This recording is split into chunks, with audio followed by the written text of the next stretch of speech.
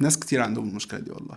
الانجليزي ولا الروماني يا صاحبي؟ ادرس بأني لغه يا كريم؟ عايز تدرس في اوروبا ومش عارف تدرس المانيا ولا فرنسا ولا رومانيا؟ انصحك يا صاحبي برومانيا وبلغاريا، اكتر دولتين لسه داخلين شنجن، فعشان كده فرص قبولك في الجامعه بيبقى اكتر بكتير. هتقول لي يا كريم طب أنا لو قابلت في رومانيا او بلغاريا ادرس بأني لغه، بالانجليزي ولا بلغه البلد؟ وده اللي هنتكلم عنه حلقه النهارده. مميزات وعيوب الدراسه بالروماني مش بالانجليزي. اول حاجه تكلفه الدراسه. تكلفه الدراسه بالروماني ارخص شويه بالانجليزي. يعني مثلا لو هتدرس هندسه ميكانيكا بالانجليزي فهي في حدود 2200 يورو، انما لو هتدرسها بالروماني فهي في حدود 1900 يورو. الفرق دوت مش كبير قوي بالنسبه لك ومش مستاهل تحدد عليه مستقبلك، بس انا كنصيحه ليك تدرس بالروماني افضل. تخيل نفسك رايح انترفيو شركه بتتكلم روماني بتتكلم عربي، كده كده انت طورت الانجليزي بتاعك من قعدتك في البلد وتواصلك مع باقي الطلاب اللي حواليك، فانت كده كسبت لغة زيادة، وكمان كسبت سنة زيادة لأن في سنة تحضيري أنت هتقعد تدرس فيها روماني بس، فأنت قعدت في البلد لمدة سنة زيادة، وكده بقى إجمالي قعدتك في البلد 4 أو 5 سنين، فأنت كده قاعد في أوروبا أكتر. فاهم قصدي؟